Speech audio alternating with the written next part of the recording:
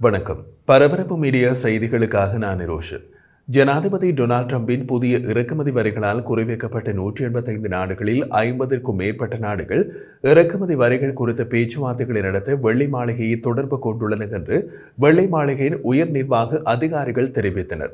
ட்ரம்பின் புதிய இறக்குமதி வரி விதிப்பு அறிவிப்பு அமெரிக்க பங்குச்சந்தை உட்பட உலகளவில் பங்குச்சந்தைகளை தள்ளாட செய்து உலகளாவிய பொருளாதார மந்தநிலை குறித்து அச்சுறுத்தலை எழுப்பியுள்ளது. தெளிவான முடிவு இல்லாத பொருளாதார நிச்சயமற்ற ஒரு புதிய சகாப்தத்தை அறிமுகப்படுத்தும் விதத்தில் கடந்த புதன்கிழமை அமெரிக்காவுக்கு பொருட்களை ஏற்றுமதி செய்யும் நாடுகளுக்கு புதிய இறக்குமதி வரி விதிப்பை ட்ரம்ப் அறிவித்தார். அமெரிக்க கருவூல செயலாளர் ஸ்காட் பெசன்ட், நாம் வரி விதிப்பு அறிவித்த நாடுகளின் நியாயமற்ற வர்த்தக நடைமுறைகள் நாட்கள் அல்லது வாரங்களில் பேச்சுவார்த்தைகள் நடத்தும் வகையல்ல என்றார். தற்போது பேச்சுவார்த்தைக்கு விருப்பம் தெரிவித்துள்ள நாடுகள் நமக்கு என்ன வழங்க தயாராகின்றன, அது நம்பக்கூடியதா என்பதை நாம் சீர்தூக்கி பார்க்க வேண்டும் என்று அவர் கூறினார். புளோரிடாவில் வார இறுதியில் கோல்ஃப் விளையாடிய ட்ரம்ப், நாம் வெற்றி பெறுவோம் என்று இணையத்தில் பதிவிட்டுள்ளார். கடினமாக இருக்கும், அது எளிதாக இருக்காது என்றும் அவர் குறிப்பிட்டார். ட்ரம்பின் அமைச்சரவை உறுப்பினர்கள் மற்றும் பொருளாதார ஆலோசகர்கள் நேற்று ஞாயிற்றுக்கிழமை இறக்குமதி வரிகளை பாதுகாத்து உலக பொருளாதாரத்திற்கான விளைவுகளை குறைத்து மதிப்பிடுகின்றனர் என்ற விமர்சனங்களே அதிகம் எழுந்துள்ளன.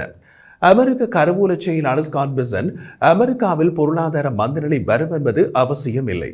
ஒரு நாளில் அல்லது ஒரு வாரத்தில் பங்குச்சந்தை எப்படி செயல்பட போகிறது என்று யாருக்கு தெரியும் என்று கூறினார்.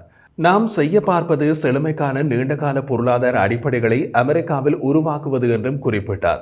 ட்ரம்பின் புதிய இறக்குமதி வரிகள் ஏப்ரல் 2 அறிவிக்கப்பட்டது. உலகளாவிய வர்த்தகத்தின் விதிகளை மறுவடிவமைக்க அமெரிக்க காங்கிரசின் ஒப்புதல் இல்லாமல் அவர் செயல்பட்டு வரி விதிப்புகளை அறிவித்தார். வெளிநாட்டு வர்த்தக ஒப்பந்தங்கள் அமெரிக்காவுக்கு அநீதியானது என்று நீண்ட காலமாக ட்ரம்ப் குற்றம் சாட்டி வந்தார். தனது பொருளாதார பார்வையை செயற்படுத்துவதற்கு அமெரிக்க பொதுமக்கள் அன்றாட பொருட்களுக்கு அதிக விலையை தாங்க தயாராக இருப்பார்கள் என்று சூதாட்டத்தில் ஈடுபட்டு வருகிறார். கனடாவும் சீனாவும் விரைவாக பதிலடி கொடுத்த பின்னர் இறக்குமதி வரிகளுக்கு எவ்வாறு பதிலளிப்பது என்பதை கண்டுபிடிக்க வரி விதிப்பு அறிவிக்கப்பட்ட நாடுகள் துடிக்கின்றன. வெள்ளை மாளிகையின் உயர்மட்ட பொருளாதார ஆலோசகர் கெவின் ஹாசன் சில நாடுகள் கோபமடைந்து பதிலடி கொடுக்கலாம் என்று ஒப்புக்கொண்டார். அதே நேரத்தில் வேறு சில நாடுகள் பேச்சுவார்த்தை மேசைக்கு வருவதாக அவர் கூறினார். அமெரிக்க வர்த்தக பிரதிநிதி அலுவலகத்தை மேற்கோள் காட்டி 50க்கும் மேற்பட்ட நாடுகள் பேச்சுவார்த்தைகளை தொடங்க வெள்ளை மாளிகை தொடர்பு கொண்டுள்ளன என்று தெரிவித்தார் அவர். ட்ரம்பின் புதிய இறக்குமதி வரிகள் 17% இறக்குமதி வரியை எதிர்கொள்ளும் இஸ்ரேல் உட்பட அமெரிக்க நட்பு நாடுகளையும் எதிரிகளையும் ஒரே மாதிரியாக தாக்குகின்றன. இஸ்ரேலிய பிரதமர் பெஞ்சமின் நேதன்யாகு இன்று திங்கட்கிழமை வெள்ளை மாளிகைக்கு பயணம் செய்ய உள்ளார். இறக்குமதி வரிகள் காசாவில் போர் மற்றும் பிற பிரச்சனைகளுடன் ட்ரம்புடன் கலந்துரையாடும் ஒரு புள்ளியாக இருக்கும் என்று அவரது அலுவலகம் தெரிவித்துள்ளது. மற்றொரு அமெரிக்க நட்பு நாடான வியட்நாம் அமெரிக்க ஆடைகளுக்கு முக்கிய உற்பத்தி மையம்.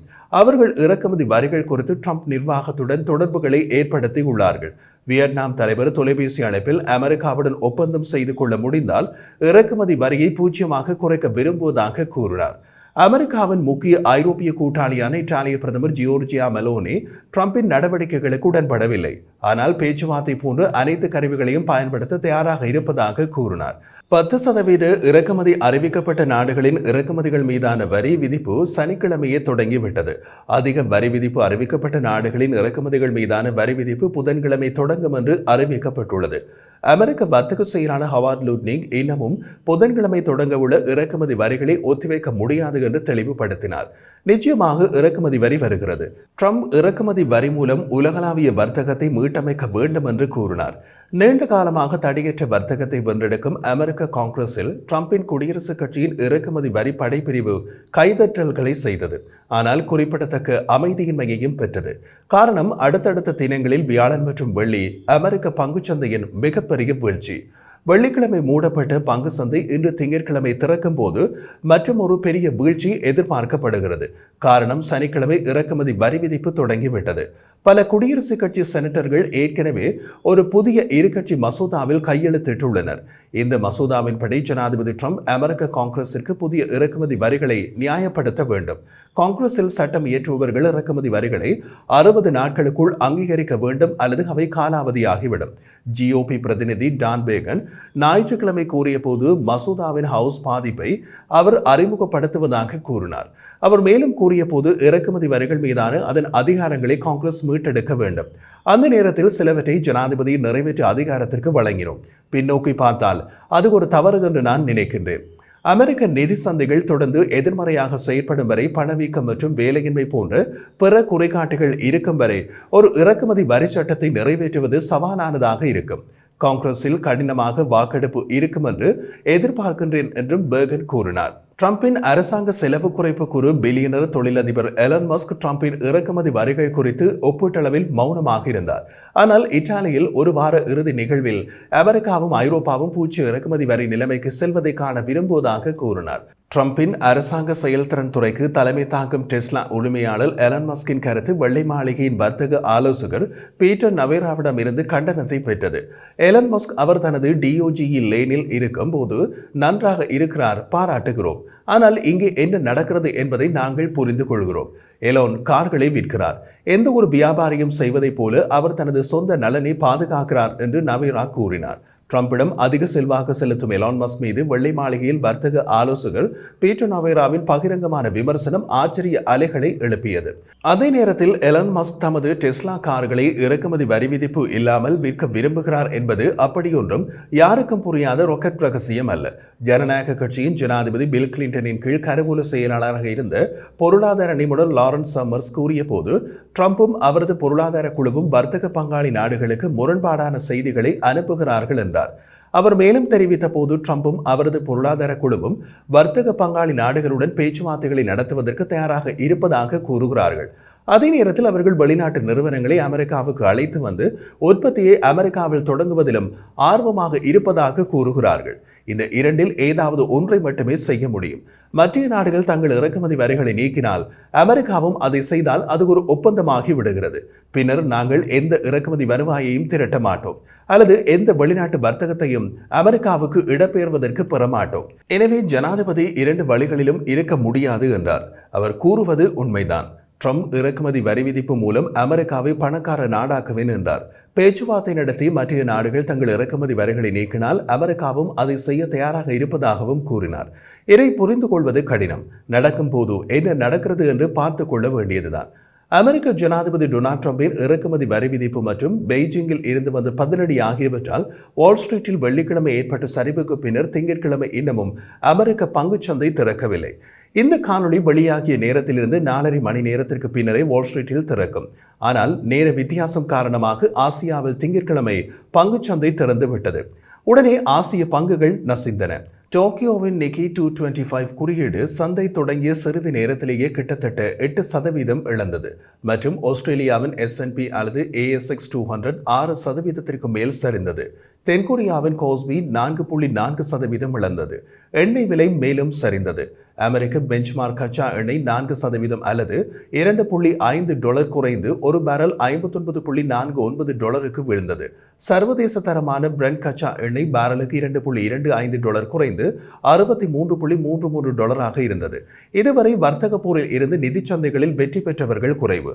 S&P 500 குறியீட்டுக்குள் உள்ள 500 நிறுவனங்களில் 14 நிறுவனங்களை தவிர மற்ற அனைத்து பங்குகளும் வெள்ளிக்கிழமை சரிந்தன. கச்சா எண்ணெயின் விலை 2021க்கு பின்னர் மிக குறைந்த நிலைக்கு சரிந்தது. பொருளாதார வளர்ச்சிக்கான பிற அடிப்படை கட்டுமான தொகுதிகளான தாமிரம் போன்றவை வர்த்தக போர் உலக பொருளாதாரத்தை பலவீனப்படுத்தும் என்ற கவலையில் விலை சரிந்தது. அமெரிக்க இறக்குமதி வரிகளுக்கு சீனாவில் பதிலடி உலகெங்கிலும் உள்ள சந்தைகளில் இழப்புகளை உடனடியாக துரிதப்படுத்தியது. சீனாவிலிருந்து இறக்குமதி செய்யப்படும் பொருட்களுக்கு அமெரிக்கா விதித்துள்ள 34% இறக்குமதி வரிகளுக்கு ஏப்ரல் 10 முதல் அனைத்து அமெரிக்க பொருட்களின் இறக்குமதி மீது 34% இறக்குமதி வரி விதிக்கப்படும் என்று பெய்ஜிங்கில் உள்ள வர்த்தக அமைச்சு தெரிவித்துள்ளது. அமெரிக்காவும் சீனாவும் உலகின் 2 பெரிய பொருளாதாரங்கள். முன்னோக்கி பார்க்கும் மைய கேள்வி வர்த்தக போர் உலகளாவிய மந்த நிலையை ஏற்படுத்துமா? அவ்வாறு செய்தால் பங்கு விலைகள் ஏற்கனவே இருந்ததை விட இன்னமும் குறைய வேண்டி இருக்கும். ட்ரம்ப் பதற்றமடையவில்லை. புளோரிடாவில் உள்ள அவரது தனியார் கிளப்பில் இருந்து சமூக ஊடகங்களில் இதுதான் பணக்காரர் ஆவதற்கு ஒரு சிறந்த நேரம் என்று எழுதிவிட்டு சில மைல் தொலைவில் உள்ள தனது கோல்ஃப் மைதானத்திற்கு விளையாட சென்று விட்டார். அவரது விளையாட்டு வியாழன் வெள்ளி இரு தினங்களில் அமெரிக்க பங்குச்சந்தையில் $5 டிரில்லியன் ஆவியாக்கி விட்டது. இதுதான் பணக்காரர் ஆவதற்கு ஒரு சிறந்த நேரம் என்று ட்ரம்ப் கூறியதற்கு அர்த்தம் என்ன? நான் பலரை லட்சாதிபதிகளாக மாற்றினேன் என்று ஒருவர் கூறினார். அந்த நபர்கள் யார் என்று கேட்டபோது முன்பு கோடீஸ்வரர்களாக இருந்தவர்கள் என்று பதில் வந்தது. ட்ரம்பின் பணக்காரன் கதையும் அதுபோல ஒன்றா என்று தெரியவில்லை. அமெரிக்காவின் பெடரல் ரிசர்வ் வட்டி வகிதங்களை குறைப்பதன் மூலம் பொருளாதாரத்தின் மீதான இறக்குமதி வரிகளின் தாக்கத்தை தணிக்க முடியும். இது நிறுவனங்கள் மற்றும் குடும்பங்களை கடன் வாங்கவும் செலவு செய்யவும் ஊக்குவிக்கும். ஆனால் மத்திய வங்கிக்கு அது விரும்புவதை விட நகரும் சுதந்திரம் வலுவாக குறைத்துவிடும்.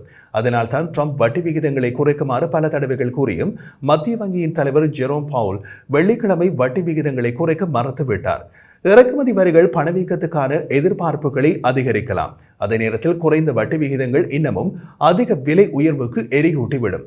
அமெரிக்காவில் பொருளாதார மந்தநிலை ஏற்படுவது என்பது ட்ரம்பின் இறக்குமதி வரிகள் எவ்வளவு காலம் ஒட்டிக்கொள்கின்றன மற்றும் பிற நாடுகள் என்ன வகையான பதிலடி கொடுக்க போகின்றன என்பதை பொறுத்தது. வால் ஸ்ட்ரீட்டில் சிலர் பேச்சுவார்த்தைகளை தொடர்ந்து மற்ற நாடுகளின் சலுகைகளை பெற்ற பின்னர் ட்ரம்ப் இறக்குமதி வரிகளை குறைப்பார் என்ற நம்பிக்கையில் உள்ளனர். இறக்குமதி வரிகள் காரணமாக அமெரிக்கர்கள் சில வலிகளை உணரக்கூடும் என்று ட்ரம்ப் கூறினார். அவை தாங்கக்கூடிய வலிகளா தாங்க முடியாத வலிகளா என்று அவர் குறிப்பிடவில்லை. அமெரிக்காவில் பொருளாதார மந்தநிலை ஏற்பட்டால் அது எங்கள் நாட்டுக்கும் வரும், உங்கள் நாட்டுக்கும் வரும் என்பது மிக எளிமையான ஒரு சூத்திரம்.